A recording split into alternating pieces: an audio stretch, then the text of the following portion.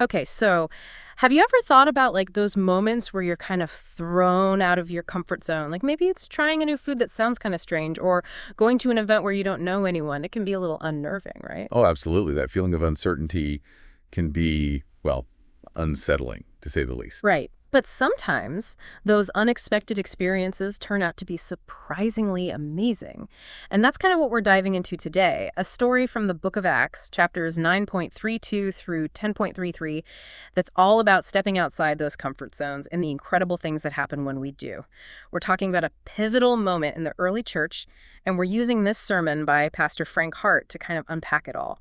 And it's a fascinating period full of twists and turns that really changed the course of history. Totally. So we're picking up with the Apostle Peter, right? Things haven't exactly been easy for the early Christians, persecution, you name it. But Peter's out there, traveling around, strengthening these new believers. And it's not just about words of encouragement, is it? Pastor Hart really emphasizes how Peter's ministry during this time is marked by these incredible miracles, almost like a direct echo of Jesus' own ministry. Oh, absolutely. Like, take the story of Aeneas, for example. This guy's been paralyzed for 8 years. 8 years, can you imagine? It's hard to even fathom being in that situation. Right, and then Peter shows up and it's like, boom, instant healing. And Pastor Hurt points out the significance of those words Peter uses. Jesus Christ heals you. Get up. Yeah. It's like he's emphasizing that this power, this healing, it's coming directly from Jesus. And it's a direct link to the miracle Jesus performs at the beautiful gate, right? Exactly. It's all about establishing that connection, that continuity between Jesus' ministry and the work of his followers. But it's not just about the spectacular, the miraculous healings. It's also about the quiet acts of compassion, the everyday kindness that marked the early Christian community. Yeah, and that brings us to the story of Tabitha, also known as Dorcas. Now, Tabitha, she was known for her generosity, her good deeds, especially among the widows in the community. Everyone loved her. And her death, it hits the community hard.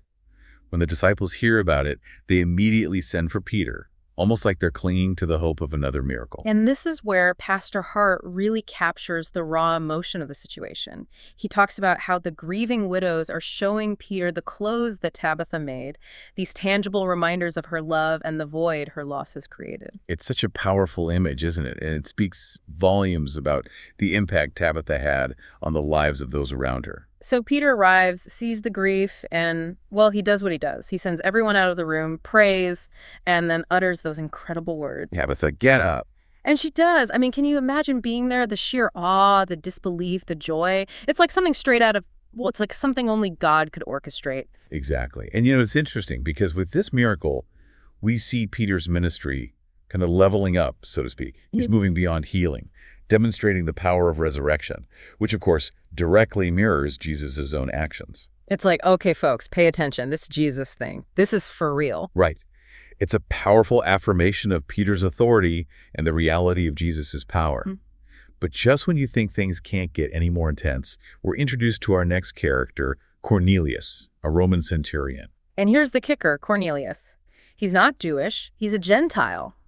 And for those of us who might not be walking Bible dictionaries... Which most of us, let's be honest. Exactly. That basically means anyone who's not Jewish. But here's where it gets interesting.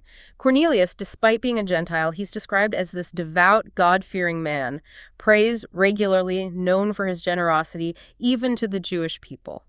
This wasn't entirely uncommon at the time. There were many Gentiles who were attracted to the Jewish faith, drawn to its monotheism as ethical framework.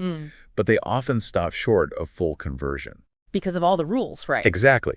The dietary laws, the circumcision, the sheer complexity of it all, it was a huge step. Yeah, I can see how that would be a stumbling block for some folks. And that's where Cornelius' story takes this really intriguing turn. He has a vision. An angel appears before him and tells him to send for Peter. Wait, why not just tell Cornelius about Jesus directly? Seems like cutting out the middleman would be, more efficient. Right. You'd think so, wouldn't you? But God often works in mysterious ways, doesn't he? Like, he uses us, regular people to share the good news. Yeah, it's like that personal touch makes a difference. Exactly. It's about relationships, right? Right. Real people connecting with each other and sharing their faith journeys. So Cornelius, he sends his messengers to go find Peter.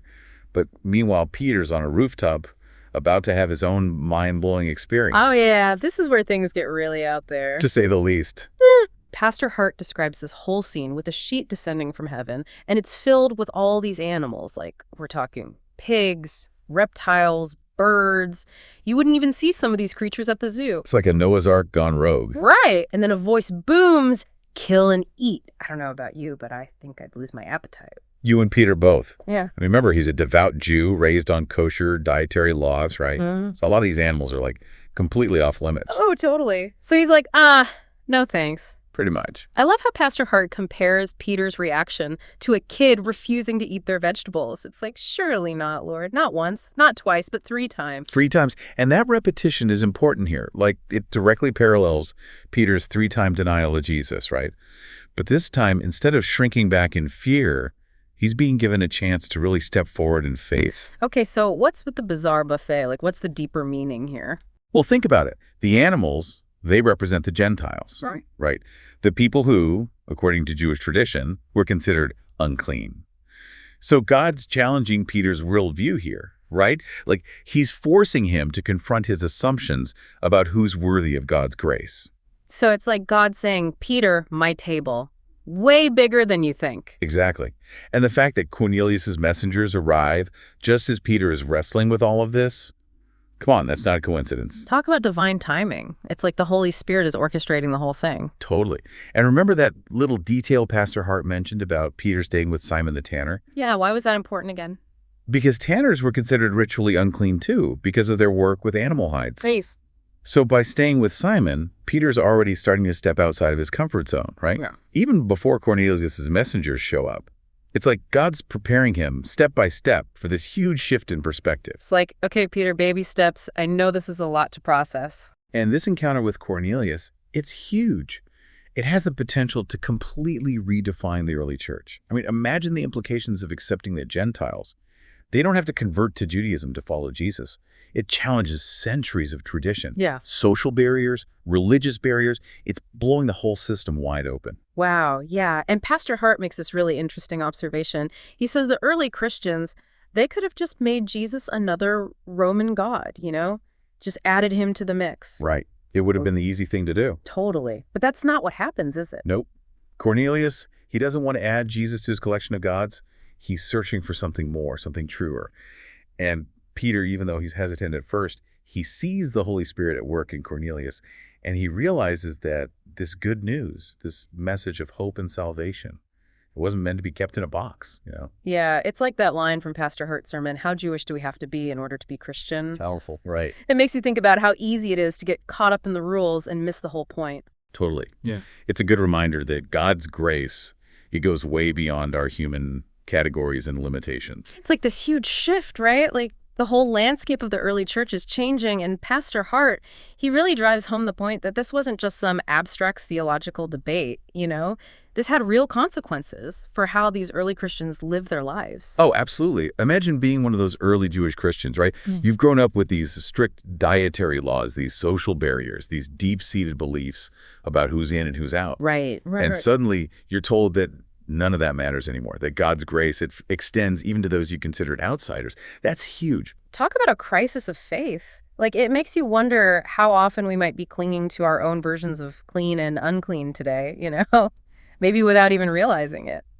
It's a question worth asking ourselves, isn't it? Like, who are we keeping at arm's length because of our own preconceived notions? Are we holding on to traditions that, while comfortable, might actually be preventing us from fully embracing the radical inclusivity with God's love? It's so easy to fall into that trap of thinking, well, they need to change this or that about themselves first, and then maybe. But that's not how this story goes, is it?